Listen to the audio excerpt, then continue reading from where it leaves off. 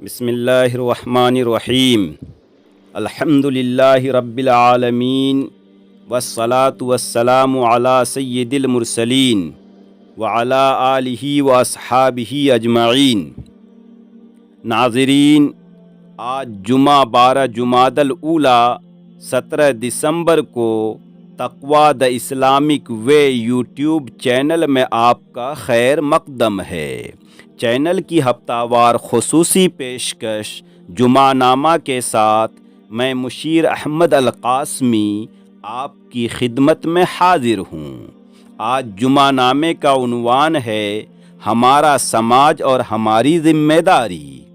کسی بھی خوبصورت سماج کی تشکیل خوف خدا، اخلاص، ہمدردی اور ہر انسان کے حقوق و ضروریات کی تکمیل سے ہوتی ہے، اور بدترین سماج وہ کہلاتا ہے جہاں ظلم، ناانصافی، حق تلفی، رشوت خوری، دادا گیری، بد اخلاقی اور خدا بیزاری کا بازار گرم رہتا ہے۔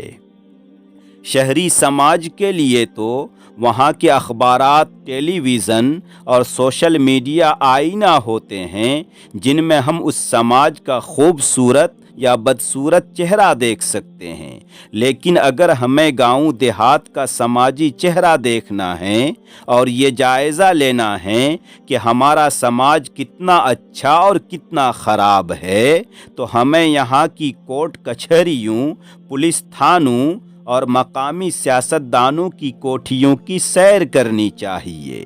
یہ مقامات ہمارے سماج کے لیے بہترین آئینے ہیں جہاں ہم اپنے سماج کا اصلی اور حقیقی چہرہ دیکھ سکتے ہیں۔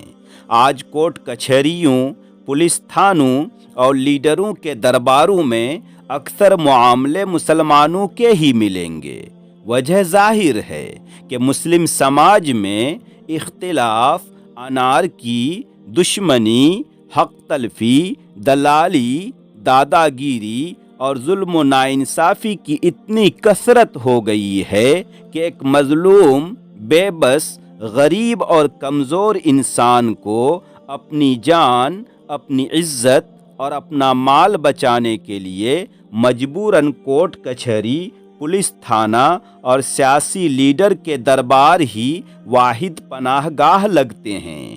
آج جس طرح سے دنیا چند طاقتور ظالم ملکوں کا کھلونا بن کر رہ گئی ہے اور ہمارا ملک چند بدماشوں، درندہ صفت انسانوں کا غلام بن کر رہ گیا ہے، ٹھیک اسی طرح ملک کے اکثر گاؤں اور اکثر بستیاں چند دلالوں، چند دبنگوں، چند غنڈوں، چند بے ضمیروں، چند رشوت خوروں اور چند آدم خوروں کے ہاتھوں کی کٹ پتلی بن کر رہ گئے ہیں، جنہیں نہ خوف خدا ہے، نہ فکر آخرت، جن کے پاس نہ اخلاق و مروت ہے، نہ ہمدردی و رحم دلی۔ ان دلالوں اور آدم خوروں کے نزدیک پیسہ ہی دین ہے اور پیسہ ہی مذہب ہے۔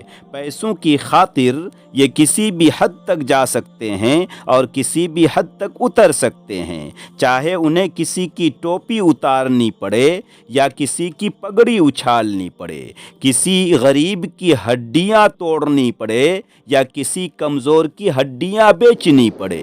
دو بھائیوں، دو خاندانوں، دو انسانوں میں لڑائی ڈالنا یا لڑائی کی آگ میں گھی ڈال کر اس آگ کو خوفناک بنا دینا ان دلالوں کا پسندیدہ اور بنا لاگت کاروبار ہے۔ آج جو دو بھائی دشمن اور دو گھرانے میدان جنگ بنے ہوئے ہیں، وہ انہی بچولیوں اور منافع خوروں ہی کی وجہ سے ہیں۔ ہر گھر، ہر خاندان اور ہر گاؤں آج بدامنی، بے چینی اور بے سکونی کا شکار انہی بے غیرتوں کی وجہ سے ہیں۔ آج کا سماج اب سماج نہیں بلکہ جنگلی جانوروں کا باڑہ اور خونخوار درندوں کا اکھاڑا لگتا ہے، جہاں ہر کمزور، ہر غریب درد اور بے چینی سے کراہ رہا ہوتا ہے۔ ہمیں یاد رکھنا چاہیے کہ ہم خیر امت ہیں جو لوگوں کو بھلائی پہنچانے کے لیے بنائے گئے ہیں۔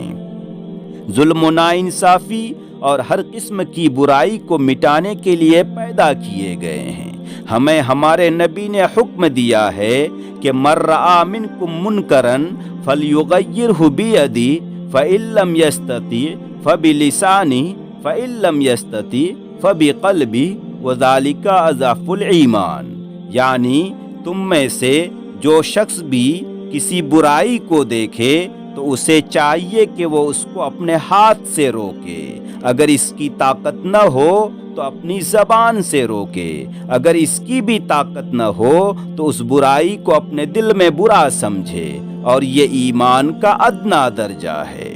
اور ارشاد خداوندی ہے، یا ایھا الذین آمنوا کونوا قوامین بالقسط شہداء للہ ولو علی انفسکم او الوالدین والاقربین، اے ایمان والو کھڑے ہو جاؤ پوری قوت کے ساتھ عدل و انصاف کو قائم کرنے کے لیے، اللہ کے لیے گواہ بن کر، چاہے وہ گواہی تمہارے اپنے خلاف پڑتی ہو یا والدین اور قریبی رشتہ داروں کے خلاف۔ لہذا ہم ظلم و ستم کو خاندانوں، رشتہ داروں یا پارٹیوں کی نگاہ سے نہ دیکھیں، بلکہ ہر ظالم و جابر اور انصاف و انسانیت کے خون کرنے والے کے خلاف کھڑے ہوں۔ اگر اللہ نے ہمیں عقل و شعور اور علم و آگہی کا نور بخشا ہے تو ہمیں غریبوں اور کمزوروں کے استحصال یعنی ایکسپلائٹیشن کے خلاف کھڑا ہونا ہوگا، چاہے اس کے لیے ہمیں اپنے باپ، بھائی، رشتہ دار اور پارٹیوں ہی کے خلاف کیوں نہ کھڑا ہونا پڑے، کیونکہ ایک مسلمان کے لیے خدا و رسول کی وفاداری کے آگے خاندانی یا سیاسی وفاداری کی کوئی قیمت نہیں۔ اس لیے ہمیں ظلم کے خلاف بولنا ہے، ظلم کے خلاف لڑنا ہے، چاہے خاندان ناراض ہو یا پارٹی ناراض ہو۔ یہی اصلی مسلمانی اور سچی انسانیت ہے۔ ظلم، برائیوں اور گناہ کو برداشت کر لینا بھی ظلم، برائی اور گناہ کرنے جیسا ہے۔